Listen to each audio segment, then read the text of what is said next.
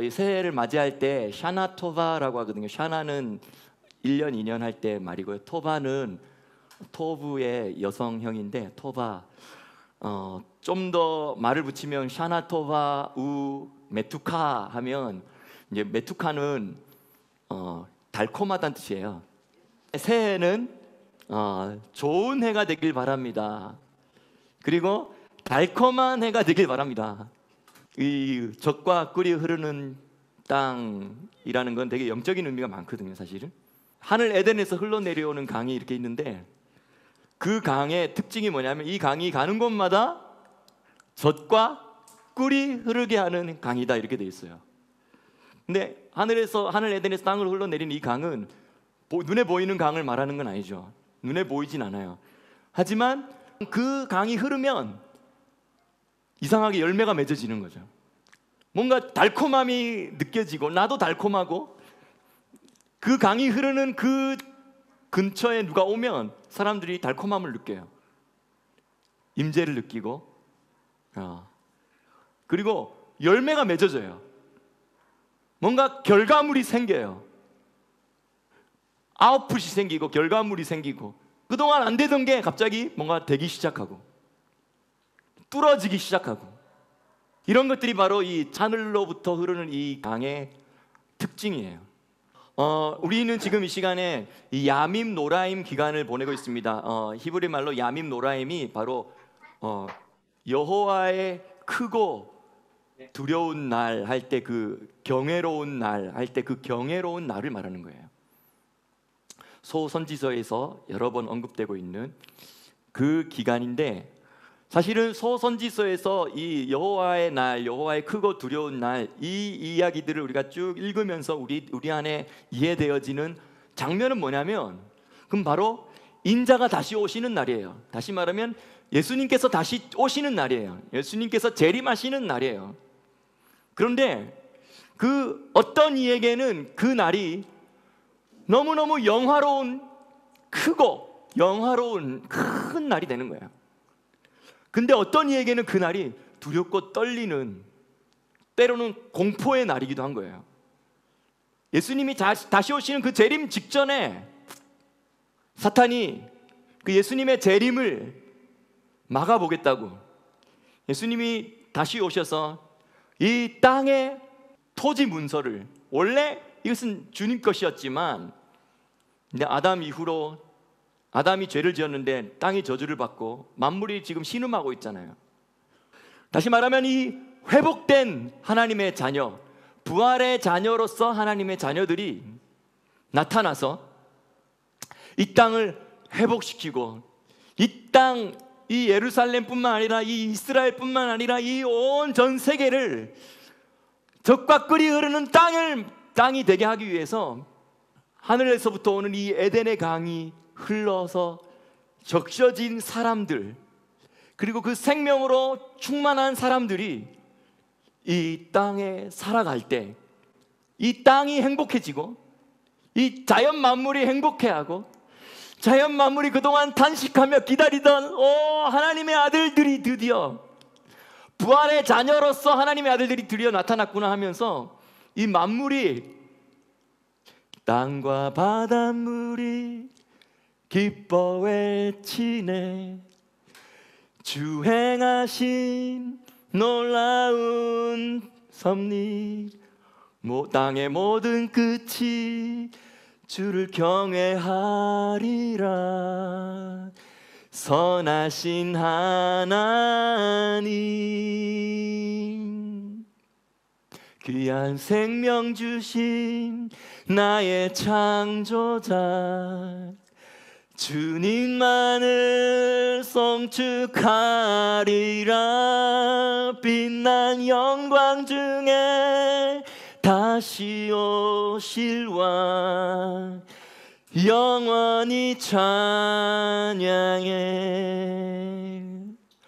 우리만 예수님의 오심을 기다리는 것이 아니라 모든 만물이 예수님의 오심을 기다리고 예수님의 다시 오심으로 말미암아 모든 만물이 회복되어서 에덴에서 쫓겨난 이후에 그 땅이 엉겅퀴를 내고 그 다음에 하늘로부터 오는 것들이 단절되었던 그 고된 삶을 살아야 했던 모든 인생과 자연 만물들의 탄식이 끝나고 하나님의 아들들이 이 부활의 능력으로 충만하여서 이 땅에 살아가면서 이 하늘을 이 땅에 풀어내면서 이 땅을 행복하게 하고 즐겁게 하고 회복되게 하고 물이 바다를 덮음같이 여호와의 영광을 인정하는 것이 온 땅에 가득하게 되는 그 시대가 오기를 만물이 기다리고 사모하고 있습니다. 그날이 속히 오리라, 그날이 속히 오리라. 사자굴에 어린이가 손 놓고 장난쳐도 물지 않는 참 사랑과 기쁨의 그 나라가 이제 속히 오리라. 그런데 이런 좋은 날이 땅에 오게 하려고 하고, 그리고 우리가 이제 부활의 자녀로서 부활의 몸을 입고 이 하늘과 땅을 오가면서 하나님을 섬기는 제사장이 되고 또 이 땅에 여전히 살아가면서 숨쉬면서 생육하고 번성하게 될 이 존재들이 이 땅에 이제 여전히 또 있게 될 건데요. 그때는 그러나 우리는 부활의 몸으로 이 땅에 살아가는 그 자들을 마치 천사와 같이 이제 이런 자들을 돕고 섬기는 제사장, 왕과 제사장 같은 그런 역할을 우리가 하게 될 것입니다. 이런 좋은 날이 이 땅에 와야 되겠죠. 이 날이 바로 메시아닉 킹덤입니다. 이 땅에 이루어지는 샤밧입니다. 인류 역사 6,000년을 그렇게 보내왔는데 인력 6일은 너희에게 맡겼으니 너희가 열심히 일을 행하고 7번째 날이 이르면 이것은 나의 안식일이다 라고 말하면서 내가 책임지고 내가 친히 다스리고 나의 킹덤이 이루어지고 너희가 그 안에서 참 안식을 누리게 될 그 날이 바로 안식일이다 라고 말한 이것이 히브리적인 개념 안에서 7,000년으로 확대돼 버리는 것이죠. 지금은 인류 역사로 볼 때는 6일 그리고 제7일인 샤밧 안식일이 시작되기 바로 직전입니다. 그리고 이 지구의 샤밧, 지구의 안식일이 시작된 때는 꿈도 꿔볼 수 없었던, 예전에는 꿈도 꿔볼 수 없었던 놀라운 그 내세가 시작되는 것이죠. 내세. 올 내자에다가 세상 세자잖아요.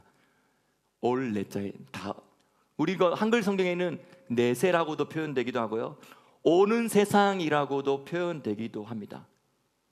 근데 우리는 내세, 오는 세상 이런 걸 자꾸 생각하면 어떤 걸 생각하냐면 죽음 이후에 우리의 어떠한 삶, 이것만 생각하는데요, 죽음 이후에 우리는 부활을 기다리고 대기하고 있는 것이죠.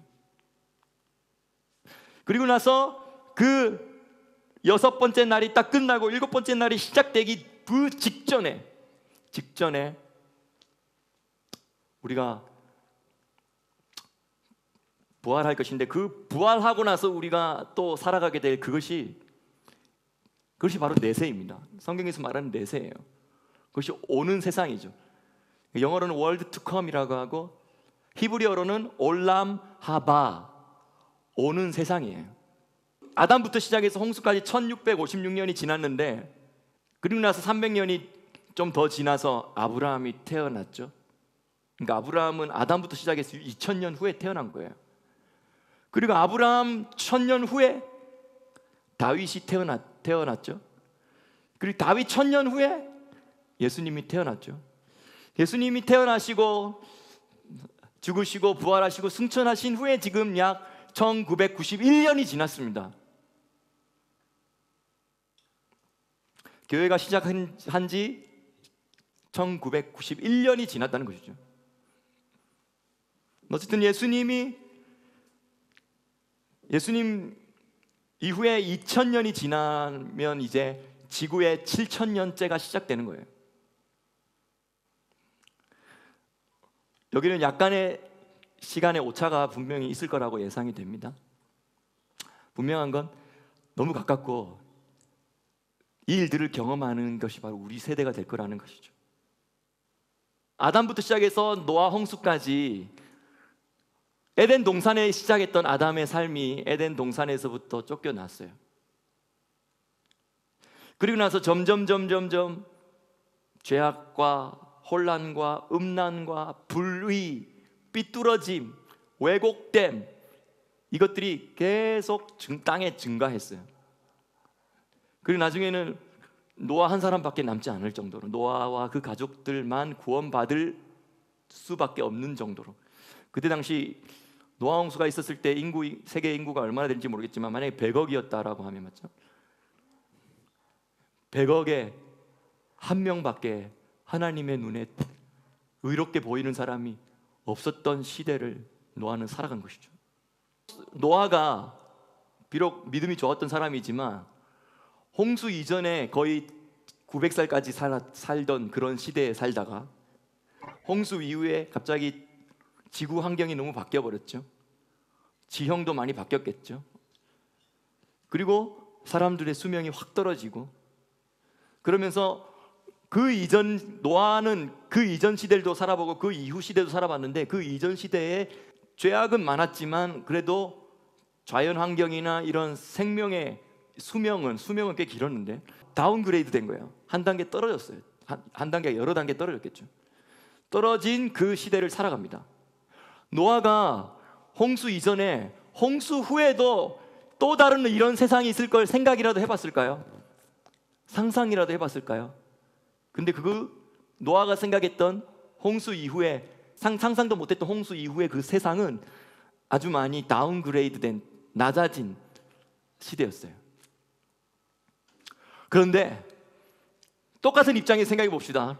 우리가 지금 성경을 믿고, 우리가 이런 부활을 믿고, 예수님의 재림을 믿고, 천년왕국을 믿고, 천년 동안 있게 될 이 메시아의 통치하시는 이 실제로 하늘에서 이루어지는 통치가 아니라 이 땅에 실제로 메시아가 오셔서 메시아를 중심으로 메시아와 함께 서브 왕, 작은 왕과 작은 제사장들이 되어서 메시아를 중심으로 이 땅을 섬기게 되는 그런 시대. 그래서 물이 바다를 덮음같이 여호와를 인정하고 여호와의 영광을 아는 것이 온 땅에 가득한 그런 세상, 이런 세상이 있게 될 거라고 우리는 성경을 읽고 성경을 통하여서 이해하고, 또 그것을 안 믿는 사람도 있지만, 믿는 사람들 중에서도, 근데 우리는 또 그것을 또 믿는 사람이에요. 하지만 우리가 믿지만 상상하기가 좀 어려울 수도 있어요. 왜냐하면 노아의 입장에서, 홍수 이전에서 홍수 이후로 넘어갔던 노아의 입장에서 생각해 봅시다. 근데 우리 입장에서는 뭐냐면, 이제 이런 다운그레이드된 이런 세상을 살다가 뭔가, 이거 히브리 말로 올람 티쿤이라고 해요. 티쿤은 이제 수리하다, 고치다, 개정하다 이런 뜻이거든요. 그래서 지금 이 시대보다도 훨씬 뭔가가 나아진 시대, 홍수 이전 시대. 근데 그 홍수 이전 시대는 그래도 많이 죄악이 범람했지만, 홍수 이전 시대만큼 자연환경이나 생명의 수명의 연장 이런 것들이 올라가 버려서 거의 한 900년, 1000년까지 사는 것이. 그래서 이사야서 65장에 이렇게 이야기하잖아요. 나무의 수한만큼 사람이 살아가는 그런 시대를 이사야도 바라본 거예요. 그래서 뭔가 지금 이사야가 2700년 전의 사람인데, 지금 이런 죄악과 이런 우상 숭배와 그리고 이 악한 영들로부터 괴롭힘을 너무 당하고 찌그러지고 상하고 문제가 많은 이런 우리의 인간의 상태가 회복되어지고, 자연의 상태도 회복되어진 그 날을 바라본 거예요. 그래서 사실 우리가 이 올람하바, 내세, 오는 세상에 대한 그림들을 우리가 지금보다 훨씬 업그레이드가 된 세상이 올 거라는 걸 상상해 보기가 노아 때보다는 쉬운 것 같아요. 노아보다는 우리가 더 많은 그 힌트와 하나님의 말씀을 우리가 가지고 있기 때문에, 노아보다는 좀 덜한 믿음을 가져도 우리는 우리에게 주어진 이 말씀 때문에 우리는 더 믿음을 가질 수 있다고 저는 생각합니다. 여러분 기대하십시오. 그리고 여러분의 믿음을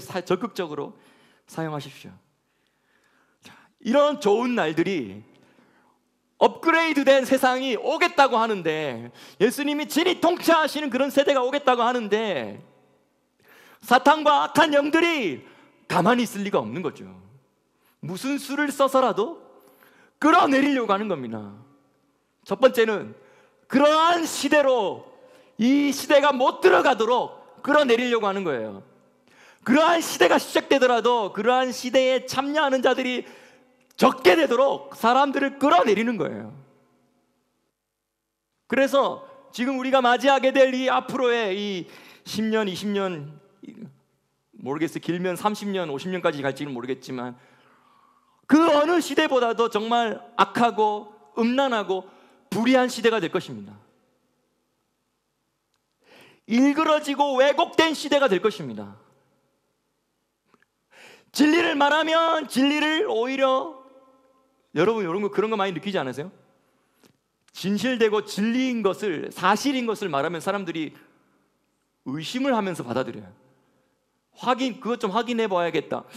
정말 그래? 하면서 고개를 갸우뚱거리고 바로 일단 안 받아들이고 자꾸 보류를 해놓는 거죠. 근데 너무너무 사람들이 지금 많이 왜곡되고 일그러지고 비뚤어졌다는 걸 알 수 있는 건 뭐냐면, 거짓말을 말하면 그냥 받아들여요. 흥분하면서 받아들이고, 이런 게 어디 있었냐고 하면서 열광하면서 받아들이고, 자기의 에너지와 생명을 막 쏟아가면서 받아들이고, 열정을 쏟아가면서, 때로는 그 열정도 이제 분노를 쏟아가면서, 이런 일들이 한국 사회 안에서 최근 4, 5년 사이에 참 많았어요. 거짓말에 거짓말을 추가하고 막 말을 해도 사람들이 사실과 진위에는 별로 관심이 없고, 그냥 거짓말을 들을 때 내 귀를 만족스럽게 해준다는 거예요. 그 말은 뭐야? 내가 이미 내 안에 거짓과 참과 진리와 진리 아닌 것을 분별할 수 있는 그 기준이 너무너무 약해진 거예요. 예수님을 믿으면, 성령에 충만하면 분별이 잘 돼야 되겠지만, 이상하게도 성령이 충만한 사람도 분별이 안 되는 거예요. 말씀을 좀 안다는 사람도 분별이 안 되는 거예요. 딱 봐도 거짓말인데 그것이 내 마음의 먹이가 되기 때문이죠. 또 악한 영들은 교묘하게 그걸 다 알아가지고 각 사람 안에 있는 그 긁어서 낼 수 있고 그 사람의 마음을 싹 잡아서 할 수 있는 이러한 연약함들과 억울함들과 분노와 이런 것들을 끄집어내는 거죠. 근데 왜 이런 일들이 일어나냐, 이걸 지금 이야기하는 거죠. 왜 이런 일들이 일어나냐면, 너무너무 좋은 시대가 오려고 하다 보니까 악한 것들이 발악을 하기 때문이라는 거죠. 때가 가까웠구나. 마귀도 자기 때가 가까운 줄 알고 이 땅에 있는 성도들을 휘저으려고 하는 것이죠. 우리에게 좋은 기쁜 소식이 있습니다.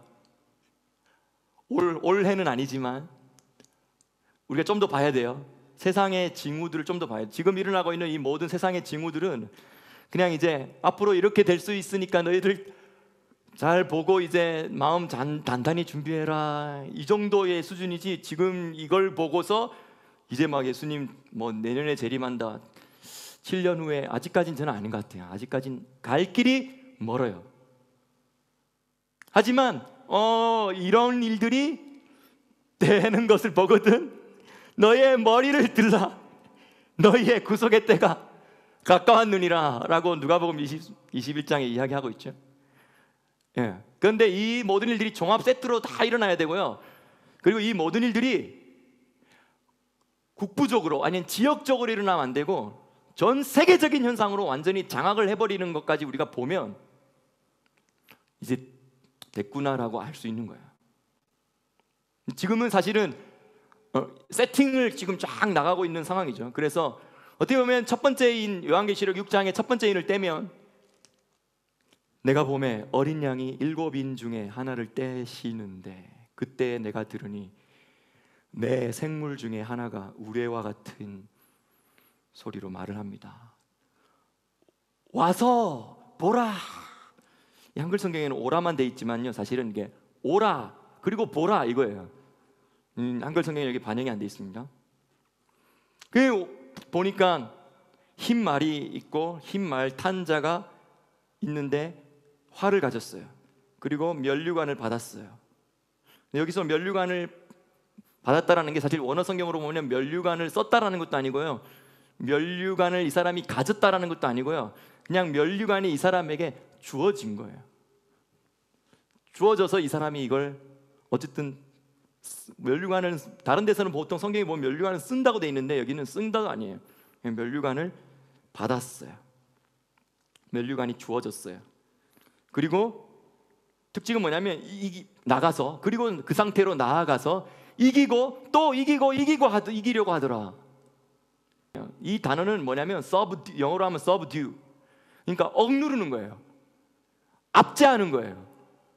그래서 뭐 하려고 하면 컨트롤 하겠다는 거예요.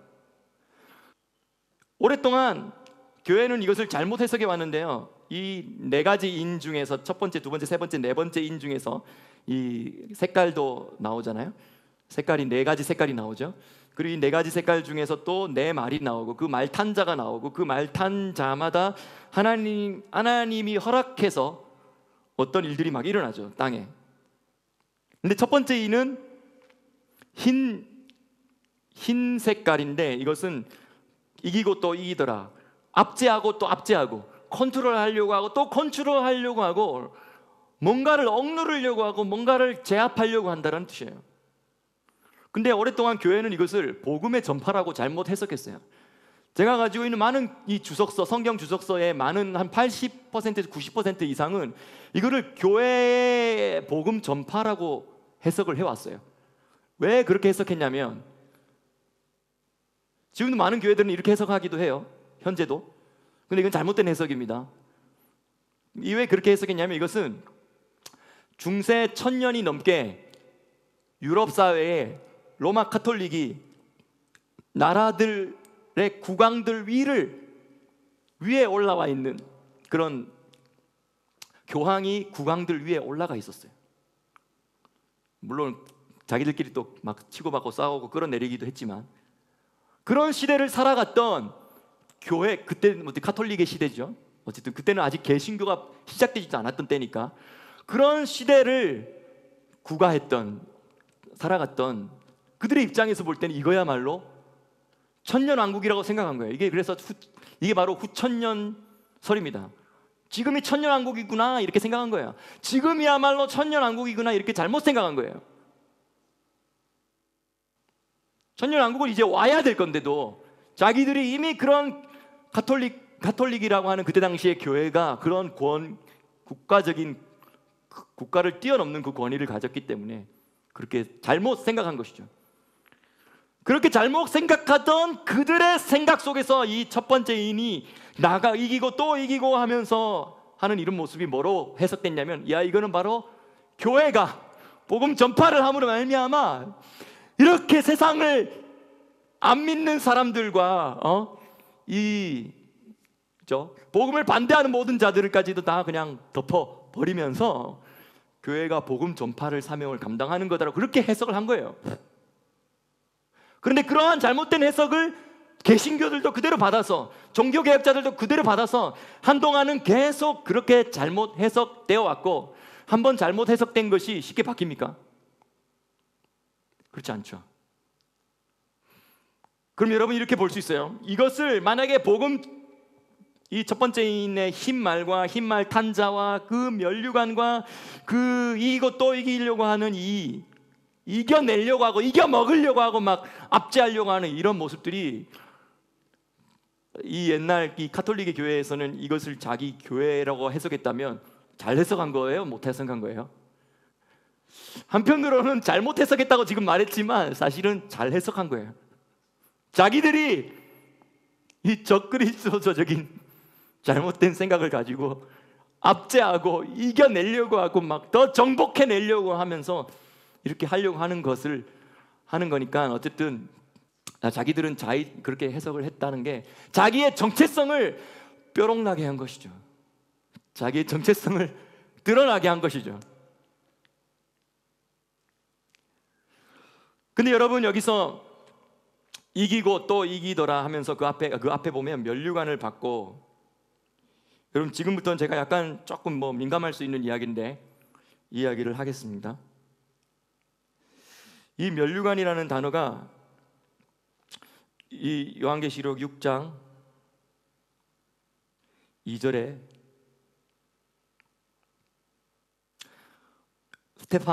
스테파노스예요. 스테판 순교자 스테판도 이제 면류관이라는 뜻인데, 스테파노스라는 단어인데 이것이 헬라어예요. 그리스어라는 뜻이죠. 근데 한동안 성경은 라틴어, 다시 말하면 후기 로마 시대를 유럽이 보내왔기 때문에, 그리고 후기 로마 시대가 나중에는 후기 기독교 로마 시대가 돼버렸기 때문에, 그런 후기 기독교 로마 시대는 히브리어나 헬라어를 자기들의 주 언어로 안 쓰고 로마 언어를 자기들의 주 언어로 썼어요. 근데 그 로마 언어가 라틴어예요. 그러면 스테파노스라는 이 헬라어의 라틴어는 뭐냐면 코로나예요. 코로나가 면류관처럼 생겼잖아요. 자, 지금도 잘 이야기 들으셔야 돼요. 지금의 이 코로나와 코로나 바이러스와 코로나 백신이 666이다라고 말하는 건 아니에요. 하지만 분명한 사실은 이것을 가지고 지금 말도 안 되는 이러한 일 가지고 자꾸 뭔가 압제하고 통제하고 뭔가 더 자기들의 컨트롤 안에 집어넣으려고 하는 이런 일들이 진행되고 있다는 것은 분명한 사실이에요. 그래서 이것이 최종적인 모습은 아니지만 이미 어느 정도 꽤 많이 지금 자기들끼리 해먹으려고, 지금 여기 말 그대로 이기고 또 이기려고 하더라 돼 있어요. 이 구절을 잘 봐야 돼요. 이기고 또 이기더라라고 안 돼 있어요. 이기고 또 이기더라가 아니라 이기고 또 이기려고 하더라. 뭐가 차이 나죠? 하여튼 이겨 먹으려고 온갖 술수를 다 해서 사람들을 속이고 사람들을 압제하고 사람들에게 겁주고 한다는 거예요. 이겨 먹으려고 한다는 거예요. 이겨 먹으려고. 누가? 흰말 탄 자가. 자, 두 번째 말을 보시면 붉은 말이에요. 근데 그 탄 자가 허락을 받았어요. 허락받지 않고 하는 것도 아니에요. 하나님의 섭리 안에서 하나님이 허락을 해주셨는데, 그래서 땅에서 화평을 제하여버리고 전쟁이 일어나게 하고 서로 싸우게 하는 거예요. 그리고 서로 죽이게 하는 거예요. 그 손에 뭘 받았냐면 칼을 받았어요. 이거는 너무 명확하죠. 전쟁과 분열과 갈등이 계속 일어나다가 국가와 국가가 갈등이 일어나고 국가와 국가 사이에 이익 갈등이 일어나고 하면 결국은 부딪히게 되는 거죠. 그게 전쟁이죠. 근데 우리가 다 동의하듯이 보이는 세계는 보이지 않는 세계에 의해서 좌지우지 되는 거죠. 보이지 않는 세계에서 천사가 칼을 이렇게 슉 휘둘렀으니까 갑자기 땅에서 무슨 일이 일어날까요? 땅에서는 싸우자, 전쟁이자, 무기 준비해라 하면서 분노가 막 사람들의 분노를 일으키고 민족주의적인 분노, 국가 이기주의적인 분노를 막 일으키지 않을까요? 천사가 한 번 더 휘두르겠죠. 휘두르면 이제 더 이상 막 이 정상적인 판단력을 다 국가 전체적으로 잃어버리고 그냥 전쟁이 뛰어들게 되는 거죠. 우리 1차 세계대전이나 2차 세계대전이 일어났던 이러한 과거의 역사들을, 가까운 과거의 역사들을 보면 우리 충분히 이해할 수 있는 일입니다. 지나고 나야 그때 왜 그 사람들이 그랬을까? 아무도 왜 반대를 안 했을까? 왜 히틀러가 저렇게 말했는데 그걸 아무도 지식인들이 바른 말 하지 않았고 목사들이 바른 말 하지 않았을까? 이렇게 생각하지만 꽤 많이 잡아 죽이고 감옥에 집어넣기도 하고 압제를 해버리고, 그리고 결국은 말 못하게 막아놓고, 다 말 못하게 막아놓고, 여러분이 말 못하게 막아놓고라는 게 바로 이게 언론의 자유잖아요. 세 번째 인을 뗐을 때 검은 말이 나오는데 이 검은 말은 기근인 거예요. 그래서 한 데나리온에 밀 한 대요라는 이 말은, 한 데나리온은 뭐냐면 하루 일해서 버는 돈이에요. 일반 장정들이 하루에 일해서 버는 돈이에요. 하루 일당 10만 원이라고 생각해 봅시다. 근데 10만 원 열심히 하루 종일 일해가지고 벌었어요. 근데 그 10만 원으로 밀 한 대밖에 못 산다는 거야. 그러니까 10만 원, 그러니까 가족이 하루 먹을 돈밖에 안 되는 거예요. 그 정도의 경제와 사회와 이 자연적인 어떤 상황이 된다는 것이죠. 그런데 중요한 것은, 그러나 감람류와 포도주는 해치 말라 하더라, 이렇게 돼 있어요. 전 세계적으로 기근이 있고 전 세계적으로 어려운데 감람류와 포도주는 손대지 말라는 거예요. 왜? 이 감람류와 포도주는 여기서 뭘 상징하는 거냐면, 하나님을 섬기는 사람들이 하나님을 섬기기 위하여서 사용되어지는 모든 것들은 손대지 마! 라고 하는 거예요. 저는 여기 가운데 사업하시는 분들이 계신데, 저는 이 시간에 이 말씀으로 여러분을 축복하고 싶습니다. 하나님께서 이러한 허락하심에 의해서 이 세 번째 인이 떼어졌을 때 검은 말이 나와서 그 손에 저울을 가지고 돌아다니면서 저울을 갖다 대겠죠. 그러면서 전부 경제적으로 어려움을 겪겠죠. 그리고 물가가 상승하고 인플레이션이 일어나서 돈의 가치가 떨어지겠죠. 근데 하나님께서 이렇게 말씀하십니다. 포도주와 감람류에는 손대지 마! 라고 하나님이 엄중하게 명령하십니다. 하나님께서 하나님 나라를 위하여서 쓰임받게 하시고 하나님 나라를 위하여서 쓰여지게 할 하나님 나라의 사업들, 하나님 나라의 일꾼들, 그리고 그 다니엘과 같이, 요셉과 같이, 비록 이집트에 종살이하는, 구속받는 이집트의 삶을 살고 있다 하지라도, 다니엘과 같이 바벨론의 포로 신세와 같은 삶을 그 민족이 살고 있고 그 공동체가 살고 있다 할지라도, 하나님께서는 요셉과 같은 사람을 일으키시고 다니엘과 같은 사람을 일으키셔서 이 두 가지는 마지막 때에 우리에게 주어지는 이미지와 예언적인 그림이 되는 것입니다. 포도주와 감람류는 손대지 말라고 하나님 하십니다.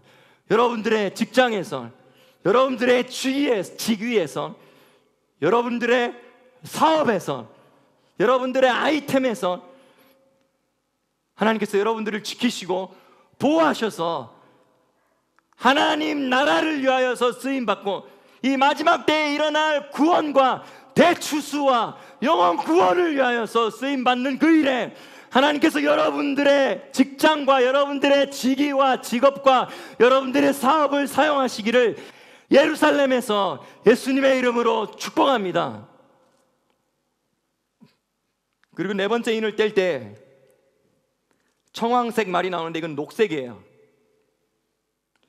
여러분 피 때려가지고 피 멍들면 이렇게 약간 녹색 빛이 비춰지죠. 딱 이걸 말하는 거예요. 시체 색깔이라고도 말할 수 있고요, 피가 멍든 색깔 같은 거죠. 죽음을 상징하는 것입니다. 그 탄자의 이름이 사망이에요. 이 탄자가 가는 곳마다, 이건 영적인 세계지만 이 영적인 세계에서 이 말탄자가 어느 지역이나 어느 마을이나 어느 국가를 확 지나가 버리면 그 다음에 뭐가 따라다니냐면 엄청난 전염병들이 따라다니는 거예요. 그러니까 사실은 따지고 보면 지금 일어나는 이 코로나는 그냥 맛보기지 최종적인 모습이 아니에요. 그냥 이 지금 일어나는 이 코로나는 사람들을 이렇게 해가지고 겁박하고 협박해서 통제해가지고 이렇게 하면 되겠구나라고 저들의 입장에서 확인을 하는 단계 정도밖에 안 되는 거예요. 그런데 그 사망이 훅 지나가면 음부가 뒤를 따른다는 거예요. 음부는 뭡니까? 죽은 자들이 가는 공간을 음부라고 해요. 그러니까 죽은 자들이 가서 머무는 공간, 대기 장소지만 주머니를 생각하면 될 것 같아요. 큰 주머니. 그래서 그 사망이라고 이름한 그 말 탄 자가 그 국가를 지나가 버리면 뒤에는 사망한 자들의 이 영혼을 담는 음부 주머니가 쭉 뒤따라가면서 그런 일들이 있다는 것이죠. 그리고 나서 여러분 이 6장 8절을 잘 보셔야 돼요. 사망과 음부가 그 뒤를 따르더라고 딱 했어요. 여기까지가 일단 비록 6장 8절의 중간이지만 여기에 마침표를 찍으세요. 성경을 보고 계신가요? 그리고 나서 6장 8절 뒷부분에 이렇게 나와 있습니다. 그들이 땅 4분의 1의 권세를 얻어서 검과 흉년과 사망과 땅의 짐승으로서 죽이더라 이래 돼 있어요. 자, 여기서 말하는 그들은 네 번째 인을 말하는 게 아니라 네 번째, 세 번째, 두 번째, 첫 번째 인 뗐을 때 이 활동하기 시작하면서 땅에 두루두루 돌아다니기 시작한 이 네 말과 네 말 탄 자를 여기서 그들이라고 했어요. 그러면 그들이 땅 4분의 1의 권세를 얻었다고 돼 있어요. 근데 여기서는 이제 우리가 그동안 성경을 해석할 때 물론 뒷부분에 보면은 여섯 번째 나팔이 불려지면 정한 연, 월, 일, 시에 사람 3분의 1이 죽기로 예비되었다라고 돼 있어요. 9장 14절 15절이에요. 근데 이거는 분명히 사람 3분의 1이 죽겠구나라는 걸 우리가 예상할 수 있어요. 그런데 여기서는 사실은 땅 4분의 1의 권세를 얻었다 이래 돼 있어요. 이게 문맥적으로나 이제 원어를 좀 참고해서 보면 이게 땅 4분의 1이 죽는다라는 걸 반드시 명시하는 건 아니에요.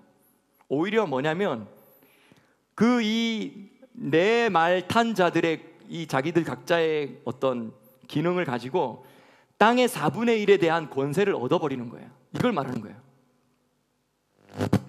땅 4분의 1에 대한 권세를 얻어버렸어요. 그리고 나서 또 문장을 좀 다시 다르게 생각해 보세요. 검과 흉년과 사망과 땅의 짐승으로서 죽이더라 돼 있어요. 자, 여기서 검으로 죽이고 흉년으로 사망으로 땅의 짐승으로 죽이는데, 자, 여기서 말하는 검으로 죽이는 건 검은 뭡니까? 검은 두 번째 인이죠. 두 번째 인을 뗄 때 붉은 말을 탄 자가 화평을 땅에서 제하여 버리고 손에 칼을 가지고 서로 죽이게 하는 이 검이에요. 자, 그러면 흉년으로 사람을 죽이더라고 했는데 흉년은 뭡니까? 세 번째 인이에요. 검은 말이죠. 기근과 이런 경제 위기, 인플레이션과 이런 물가의 상승, 화폐 가치의 하락, 이런 모든 것들을 통하여서 하지만 감람류와 포도주는 손대지 못하게 하는, 이것은 이런 걸 우리가 뭐라고 하냐면 이거를 고센 땅의 원리라고 해요. 고센 땅의 원리. 10가지 재앙이 부어졌을 때 네 번째부터는 고센 땅에는 적용이 되지 않았어요. 온 이집트에 어둠이 가득, 마지막 흑암, 9번째 흑암 재앙이 있었을 때 온 이집트에 흑암으로 가득 찼는데 고센 땅만 빛이 있는 거예요. 그때 많은 사람들이 빛이 있는 그 땅으로 가서 이스라엘 백성이 되고 싶어 하면서 잡족들이 됐죠. 지금 이 마지막 때에 이런 고센 땅의 원리가 적용되도록 하나님이 하시겠다는 겁니다. 그러려면 중요한 게 뭐냐면 우리의 영적인 관리를 잘해야 돼요. 영적으로 깨어있고 충만하고 진리 안에 바로 서있고 무엇보다도 하나님의 임재가 딱 연결되어 있어야 돼요. 검과 흉년과 사망과 땅의 짐승인데 그 중에 세 번째 사망은 네 번째 인을 말하는 거예요. 네 번째 인을 뗄 때 그 말 탄 자 이름이 뭐라고요? 사망이라고요. 그리고 그 뒤에 음부가 죽은 자를 쓸어 담는 사망의 주머니가 따라다닌다는 거예요. 여기에서 이 사망이라는 단어는 전염병이라는 단어와 밀접하게 관련되어 있습니다. 그리고 네 번째 6장 8절에 보면 네 번째 땅의 짐승으로 죽인다는 거예요. 여기서 말하는 땅의 짐승은 그냥 사자, 호랑이 얘들이 갑자기 날개를 치면서 동물원에서 탈출해가지고 이런다는 게 아니에요. 요한계시록에서 이 땅의 짐승은, 여기서 말하는 땅의 짐승은 첫 번째 인을 뗄 때 흰 말을 탄, 그래서 면류관이 그에게 주어져서 면류관을 이용해 먹으면서 활을 들고는 이겨 먹고 또 이겨 먹으려고 하는 그 적그리스도적인, 반기독교적이고 반이스라엘적이고 적그리스도적인 그 하나님의 백성들을 누르고 하나님의 백성들을 컨트롤하려고 하고, 그것이 바로 땅의 짐승이에요. 그런데 이 네 가지 인이 풀어지면서 땅에 다니면서 하나님은 물론 감람류와 포도주는 지켜주시지만 이런 일을 하면서 많은 자들이 순교하게 된다는 거예요. 그래서 다섯 번째 인은 그 네 가지 인의 결과로서, 이어지는 결과로서, 다섯 번째 인에는 하나님의 말씀과 그들이 가지고 있는 그 믿음의 증거 때문에 죽임을 당한 영혼들의 재단이 보이는 거예요. 그들이 이렇게 말합니다. 10절에 큰 소리로 불러가로되 거룩하고 참되신 대주제여, 땅에 거하는 자들을 심판하여서 우리의 피를 신원하여 주지 아니하시기를 어느 때까지 하시려 하나이까? 라고 하나님께 소원 드립니다.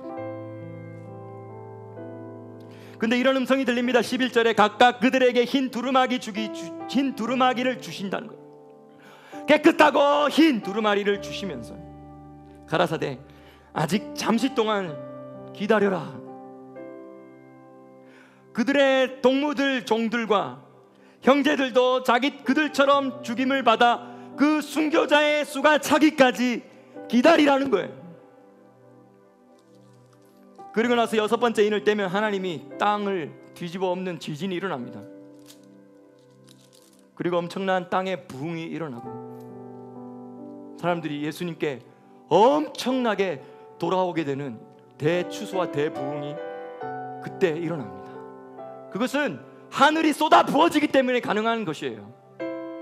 불가능해 보였는데 가능하게 된 거예요. 왜냐하면 하늘의 능력과 성령이 그 어느 시대보다도 강력하게 하늘에서 땅에 쏟아지고 그 선두주자가 된 그 사람들에게 쏟아 부어지고 그 말씀으로 목숨을 걸고 진리를 붙드는 그 자들에게 하나님의 성령이 강타하여서 그 주변 지역이 하나님의 성령으로 대각성이 일어나고 하나님의 킹덤이 경험되어지고 그 지역에 하나님의 왕권이 부어지는 그런 일들이 지구 곳곳에 있게 될 때 얼마나 큰 대부흥과 대추수가 있을까요? 그것이 바로 요한계시록 7장의 이야기입니다. 우리는 이제 가야 할 길이 좀 더 있지만 그렇게 멀지는 않은 꽤 많이 가까운 그 상황 안에 우리는 지금 다가와 있어요. 깨어서 정신을 차리고 기도해야 될 때라는 것입니다. 진리의 말씀을 붙들어야 될 때이라는 것입니다. 순교를 아직은 아니지만 타이밍도 안 된, 타이밍 되게 중요하잖아요. 근데 하나님은 타이밍에 뛰어나신 분이에요. 기다리라는 거죠. 좀 더 기다려 보라는 거죠.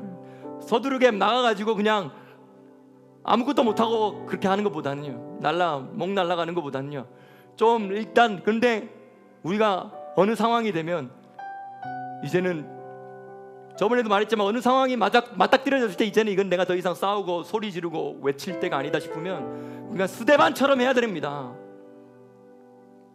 그때는 우리가 하늘을 바라보고요, 주 예수여 나의 영혼을 받으시옵소서라고 이제는 해야 될 때가 생길지도 모르겠어요. 그리고 보라, 내가 그 보좌와 보좌 우편에 서신 예수 그리스도를 바라보노라라고 말해야 될 그 순간에 그렇게 말할 수 있기를 바라요. 그리고 아버지여, 저들을 용서하여 주십시오. 저들이 하는 것을 저들이 알지 못하고 저들의 죄를 저들에게 돌리지 마십시오라고 말해야 될 때가 될지도 모르겠어요. 타이밍이 너무 중요해요. 우리는 지금 가고 있어요. 준비되어지고 있습니다. 나팔 부분을 넘어가면 여러분 우리에게 꽤 많은, 이때 당시에 많은 사람들에게 꽤 많은 권세가 주어져서요, 땅에서 무저갱에서 하나님이 허락해가지고 무저갱에서 이 악한 귀신들 떼가 막 풀려나서 막 돌아다닐 때 절대 우리 못 건드리게 하십니다. 믿지 않고 인침을 받지 않은 이런 자들은 5개월 동안 쏘고 괴롭게 하고 막 힘들게 하는데 절대 우리는 손 못 대게 할 만큼. 왜 그럴까요? 하나님이 우리를 보호하라고 하신 명령도 있지만 우리에게 뭐가 부어졌기 때문일까요? 엄청난 영적 권위가, 빛이 우리에게 주어져 버렸기 때문에 어둠이 우리에게 건드릴 여지가 없는 거예요. 무슨 미끼를 물어줘야지, 건덕지가 있어야지, 잡고 끌어당길 게 뭐가 있어야지. 그런데 이 고센 땅의 원리에 들어간 이 엄청난 하나님의 백성들 안에 하나님의 왕적인 권세와 하늘의 천국의 권세들이 부어지면 이 안으로 엄청난 사람들이 그 빛으로 다가올 것입니다. 달려들어서 도대체 너희가 가진 빛이 무엇이냐, 도대체 너희가 가지고 있는 이 어두운 세상, 흑암으로 가득 찬 세상, 계시가 없는 이 세상, 근데 도대체 너희가 가지고 있는 이 계시는 뭐고, 도대체 너희가 가지고 있는 이 말씀의 생명력은 무엇이냐고 그들이 찾아와서 묻고 우리에게 자문을 구하고 이 생명 안으로 들어온다는 것입니다. 이게 이사야서 60장 말씀이에요. 일어나라, 빛을 발하라. 이는 너의 빛이 이르렀고 여호와의 영광이 너희들 위에 임하였음이니라. 이건 이스라엘과 교회들을 향하여서, 하나님의 신부들을 향하여서 말하는 것입니다. 보라, 어두움이 땅을 덮을 것이고 캄캄함이 만민을 가리우려니와 오직 여호와께서 너의 위에 임하실 것이요 그 영광이 너의 위에 부어지고 나타나리니 열방의 나라들이 너의 빛으로 나오고 열 왕들이, 세상의 리더십들이, 세상의 각종 리더들이 너가 비추는 그 광명으로 나와서 도대체 너 안에 있는 이 빛은 무엇이냐라고 묻게 된다는 거예요. 여러분, 우리가 그렇게 되길 바랍니다. 우리가 그렇게 마지막 때에 쓰임 받기를 바랍니다. 그러한 가정 되기 바랍니다. 그러한 마지막 주자로서 마지막 달리기를, 마지막 경주를 끝까지 완주하는 여러분 되시기를 예수님의 이름으로 축복합니다. 하나님, 오늘 나눈 이 모든 하나님의 말씀들이 우리의 삶 가운데 다 녹아 들어가게 하시고 이 마지막 때를 살아가는 이 마지막 성도들, 이 마지막 세대들, 일어나 주위에 싸우고 이기는 자 되게 하여 주십시오. 성령의 음성을 듣게 하여 주십시오. 눌리지 않게 하여 주십시오. 오히려 눌린 자를 자유케 하는 자가 되게 하여 주십시오. 첫째 아담처럼 사망을 끌어들이는 것이 아니라 둘째 아담처럼 생명 안에서 살리는 영으로 사람을 살리게 하여 주십시오.